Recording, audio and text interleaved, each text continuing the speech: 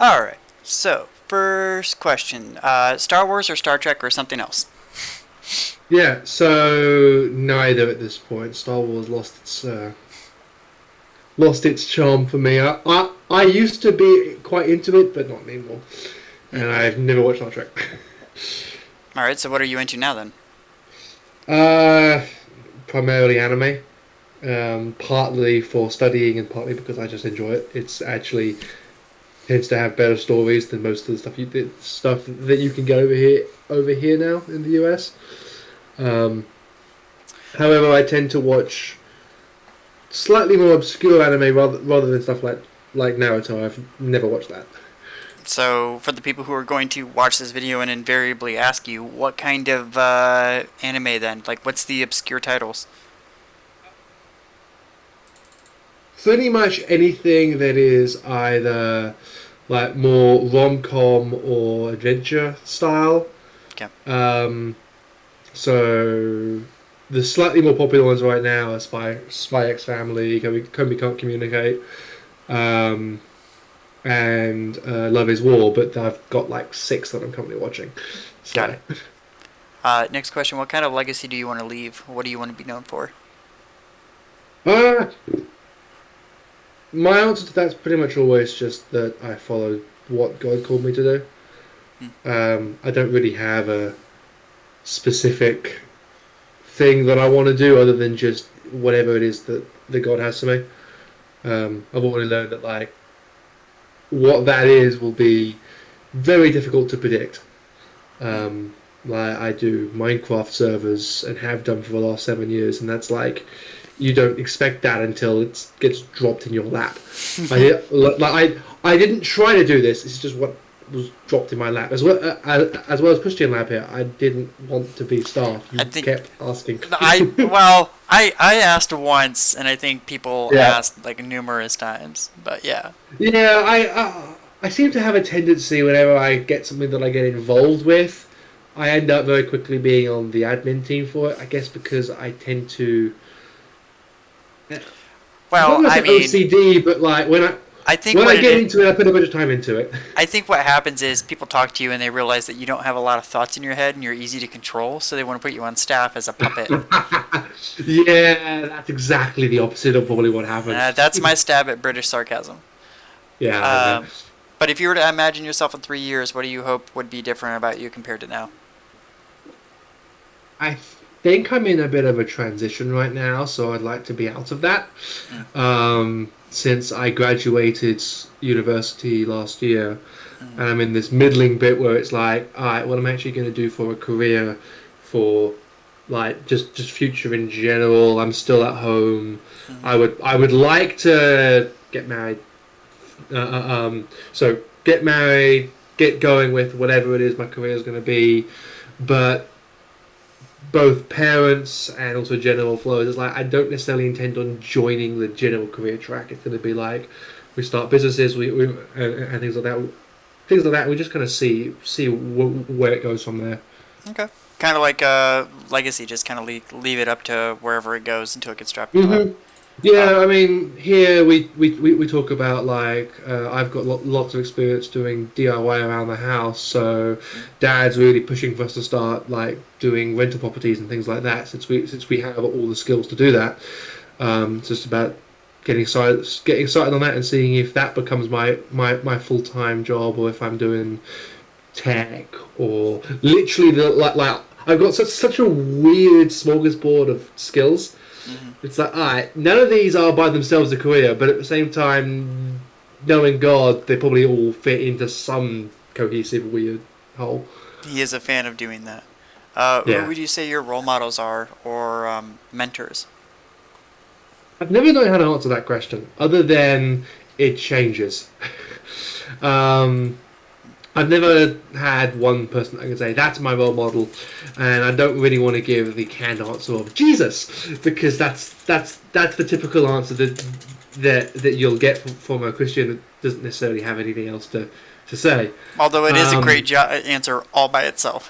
yeah, it is, Yeah. it is, but I'm saying it's like you got to explain it some more. It's like yeah, Jesus, but then how do you actually see that in people? For me, it's always been I've gone through phases of really liking Andrew Womack, Jesse Duplantis, Ravi Zacharias, Chuck Missler. Hmm. There's a whole bunch of various people that have basically been like what I needed at the time. Nowadays, I don't like Andrew Womack as much anymore. Not that I don't like what he has to say. It just doesn't speak to me the way it used to. It's more stuff that's like, okay, I know that now. Who else has something that speaks directly to what I'm dealing with right now? Sure. And so I've watched stuff with Answers in Genesis. It's like just a whole bunch of different people, in it, including favorite teachers from when I did my 2 years of Bible college and stuff like that. So Okay. Well, I'm almost a little bit afraid to ask this question. What are your views on eschatology and the end times? yeah, you prepped me with that, and I'm just gonna say now is not the time. That would take hours. Yeah. I've got. So as I said, Chuck Missler is one of the ones that I quite like, and he has a 24-hour through the book of Revelation and a whole bunch of details. So I'm fairly confident in the order of events that things go. You would say along the lines of there will be a pre-tribulation rapture, and you got an unknown amount of time, 3.5 years of the first half, which um, I'm not entirely sure where things fit. The first 3.5 years, I think, might just be the establishment of the the beast as a political leader, and that's when he takes over. And then the second 3.5 years is the actual tribulation period of the wrath being poured out, and all the things people typically associate with end times and all of the destruction. But I would also say that I'm on a literal millennial reign that happens after that. Jesus is ruling this earth for 1,000 years. Then you've got the. Technically, it's not the battle of Armageddon. The Bible only talks about a gathering, but then the battle might not actually happen. Hmm. And then new heaven, new earth. And the open question that I have is all of eternity we don't spend in heaven, as I understand it. New earth, what would that be like? Probably like what we have now, but the way it was originally intended. But exactly how that manifests, I don't know. We'll see. Okay. Um, segue. You can obviously see Mhm. where I'm making this connection, but what kind of music are you into? Um, I don't know how that segues. I just know that you're following your questions list that you had me pre-answer, so we knew what we were doing. Yeah. So it would look like Yeah. or sound like we knew what we were doing. Yeah. No, so again, I tend to be pretty obsessive when I get into something. So Yeah. I've been studying Japanese since July of last year, and so Japanese music, just anime and Japanese worship. Anything Okay. that I'm starting to understand the words, and it helps get better at listening and hearing and getting things going. So pretty much just Japanese music right now. Okay. I've heard that watching kids' cartoons in the language is also helpful. Just tip. Yes, yes. Yeah. Though I've got one kids cartoon that I used. Otherwise, I just turn off the subs and rewatch my favorite anime like 3 4 times. There you go. That works. So So, what are your hobbies and how did you get into them? uh, so Japanese is one that's very essential. Though I've gotten a bit lax about actually doing proper study recently. Mm. That was a complete random whim at the end of my time at university. Um, I think partly as a way to still maintain this level of order that I had of like studying something, so that like life didn't change too much.